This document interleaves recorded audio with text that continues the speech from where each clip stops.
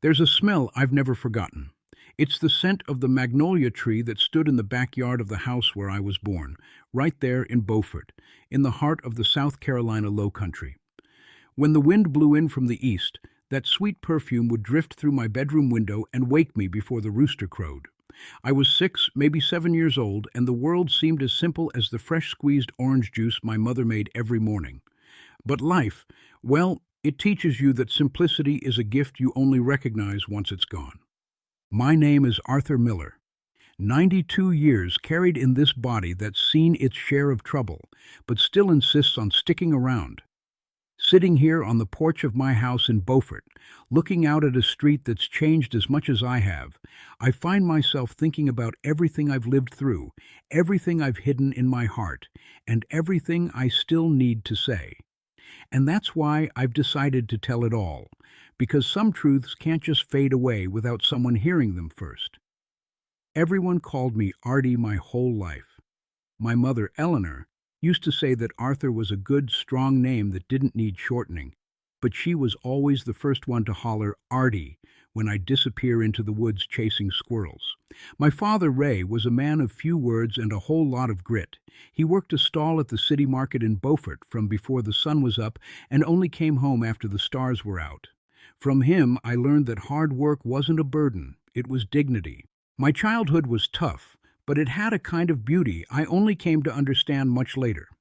In the 40s, America was a cauldron of voices and fears. I'd hear the grown-ups talking in hushed tones about politics, about the president, about what you could and couldn't say out loud. I learned early on that there was the world you could see and a hidden world, and it was in the hidden one where the real things happened. As a teenager, I got involved with the youth groups in town. Not church groups, mind you. These were theater groups, folk music circles, places for square dancing and storytelling. I played the spoons, sang at the 4th of July picnics, and it was on one of those summer nights with a bonfire blazing and the stars shining even brighter that I first saw a girl named Martha. She wore her hair in a single braid and had a laugh that sounded like a song. I didn't go near her that day. I just watched, my heart beating faster than my feet on the dance floor. Martha lived on the next street over, the daughter of the town pharmacist, a well-to-do family, which to me, the son of a market vendor, felt like a million miles away. But life has a way of bringing together what seems separate. In the 50s, when I had joined the student debate club at school, Martha started showing up at the meetings. She had a mind that could cut through the air, spoke with conviction, and debated the teachers without a tremor in her voice. I fell in love with her slowly, like someone wading into the ocean without realizing how deep the water has gotten. We started seeing each other in secret.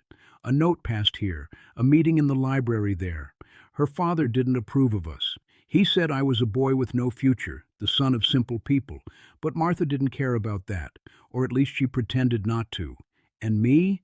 I worked twice as hard, studied late into the night, and saved every penny, certain that one day I would prove I was worthy of her.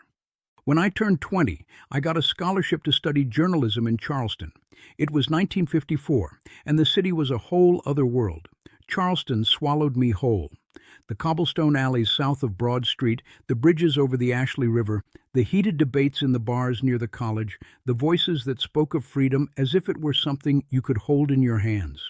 I became someone else there, without ever ceasing to be myself. I wrote my first articles for a student newspaper, stories about the inequality in the rural counties, about the families living without running water or electricity, about the farm workers who got sick and had nowhere to turn. My professor, Dr. Ernest Wallace, a man with thick glasses and infinite patience, always told me, "Artie, your pen is a tool. Use it to build, not to destroy, but never be afraid to tell the truth." Those words stayed with me like a treasure, and it was the truth that led me to the most intense moments of my life, but also the most painful. I came back to Beaufort with a diploma under my arm and a job at a Charleston paper that let me work remotely. Martha was still there, more beautiful than I remembered, more determined than I could have imagined. We met again on a rainy afternoon, under an awning in the middle of town, and the silence between us said more than any declaration ever could. We got together. Her father grumbled, her mother cried, but Martha said she had made her decision and wouldn't go back on it. We were married in a simple ceremony at the old community chapel. My mother cried tears of joy. My father squeezed my hand with a force I felt deep in my chest. We were young, full of plans and beautiful illusions. We wanted to change America. We wanted a country where everyone could eat, get an education, and speak their mind without fear. But the America we imagined and the America that existed were two very different things. In the 60s, the air changed completely. A tension settled over the country like a heavy fog, the kind that doesn't burn off even in the bright sun. Conversations got quieter. Friends started to disappear. Colleagues at the paper who wrote with courage would suddenly stop showing up for work, and nobody asked where they'd gone because everyone knew it was better not to ask. I kept writing, not out of stubbornness, but because I didn't know how to do anything else. I knew there was a price to pay, but I believed that silence had an even higher price. Martha supported me, even with her heart in her throat. She was an activist, too, handing out flyers, attending meetings in the basements of houses with the curtains drawn and voices low. We were two passionate fools trying to hold up the world with our bare hands. That was when Sophia was born. A little girl with big, serious eyes who from the very beginning seemed to understand that the world was a complicated place. I held her for the first time and felt something I'd never felt before, a responsibility that went beyond me, beyond politics, beyond any cause.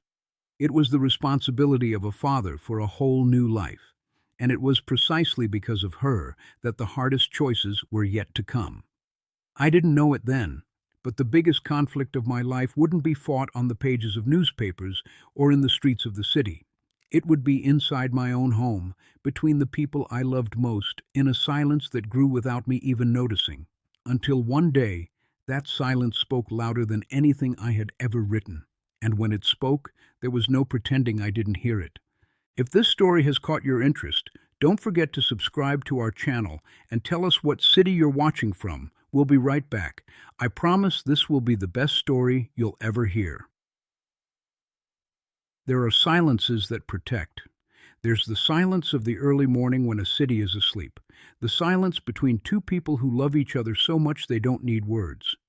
And then there's the other kind of silence, the one that hurts, that weighs you down, that builds up inside a house like dust in corners no one ever sweeps. It was that last kind that lived with me for decades, and I never had the courage to clean it out. In the 80s, Martha stopped going to the meetings. It wasn't all at once. It was gradual, like someone tiptoeing out of a room, trying not to wake anyone. First, she stopped handing out flyers. Then she stopped coming to the assemblies. Then she started going to bed earlier, talking less, looking at me with an exhaustion I pretended not to understand. I would lie next to her at night and feel the space between us like a physical thing, as if an invisible person were lying in the middle of the bed. Sophia grew up in that atmosphere, a smart girl who learned to read the adults around her like they were open books. She saw her mother pulling away and saw her father pretending not to notice. She saw the arguments that weren't arguments, just silences with a low hum underneath. When she was 15, she asked me once, looking me straight in the eye with no teenage hesitation, "Dad, why do you two seem like strangers living in the same house?" I didn't know how to answer. I got up from the table, grabbed my hat, and walked out. It wasn't an answer. It was an escape. And I knew it.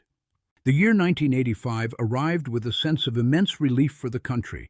The most turbulent years seemed to be over. The voice of the people had won some crucial battles, and there was a feeling that the air was lighter. For me, it should have been a time of celebration, but it was that very year that Martha sat across from me at the kitchen table, her hands folded, and said with a calmness that scared me more than any shouting ever could, "Artie, I love you, but I have to go." I didn't run after her to ask where. I let her. Because deep down, I knew she was right, that I had left her alone for so long, even when I was physically there, that leaving was the only honest thing she had left to do. Martha moved to Charleston, where she had family. We kept in touch through letters, then through occasional phone calls. The divorce came without a scandal, without any spoken bitterness, just the quiet sadness of two people who had loved each other deeply and lost their way because of an ideal that only one of them was still carrying with his entire being. Sophia left for New York City when she was 22, chasing a job offer and a life that didn't feel as heavy as ours. I called her every Sunday for years. Sometimes she answered, sometimes she didn't. I learned not to push, but I never learned not to miss her. The 90s and 2000s were years of silence. Not the tense silence from before. This was an empty silence, the kind you feel when you have no more battles to fight, but still haven't found peace. I kept writing, published a few memoirs that not many people read, and gave interviews to university students who treated me like a museum piece. I was respected, but I was alone. At 80, I started to feel the weight of my body in a new way. It wasn't exactly pain. It was more like my body was letting me know it was tired, that it had given all it had. I moved back for good to the house here in Beaufort, the same one where I was born, which I inherited from my parents and never had the heart to sell. The walls hold so much that sometimes it feels like the voices of my childhood are still echoing through the rooms. It was here that Sophia found me again. She showed up one October afternoon, unannounced, with a small suitcase and two eyes that seemed to carry the same weariness I knew so well. She was in her 40s, successful in her career in New York, but with the look of someone searching for something that success hadn't given her. We opened the door to each other like you'd open an old wound that needed air to heal. We spent 3 days talking like we never had before. She told me about the marriage that didn't work out, about the children she raised almost on her own, about the nights she stared at the ceiling and wondered who she was before she was a mother, before she was a professional, before all the layers life had put on top of her. And I listened, really listened, without rushing, without trying to fix anything, without giving the kind of fatherly advice from someone who thinks he knows it all. I just listened. And then came the moment I never expected, the moment that changed everything between us. On the third night after dinner, Sophia looked at me for a long time, as if she were gathering the courage for something big. Then she said, "Dad, I need to show you something." She opened her purse and took out a yellowed old envelope with my handwriting on the front. It was a letter I had written to Martha in 1975, at the height of the political tensions, when I thought I could be arrested at any moment and wanted to leave behind everything I felt. In that letter, I told her that I loved her more than any cause, that if I had to choose between my work and my family, I would choose my family without hesitation, that she was my one true revolution. I never sent that letter. I thought I had lost it, but Martha had kept it. And when Sophia went to visit her mother in Charleston years later, Martha gave her the letter and said, "Show this to your father one day, when the time is right." I held that envelope with trembling hands. I read every line like I was reading the story of another person, someone I used to be and had forgotten how to be. And I cried. I'm not ashamed to say I cried hard, the tears of 92 years of stored-up words finally finding a way out. Sophia placed her hand on mine and said, "She never stopped loving you, Dad, and neither did I." We sat like that for a long time, the two of us, not speaking, but this time the silence was different. It was the silence of someone who has finally come home after a very long journey. My granddaughter Laura, Sophia's daughter, came to visit the following weekend. A young woman in her 20s, full of energy and outrage at the world, with the same fire in her eyes I recognized in myself at that age.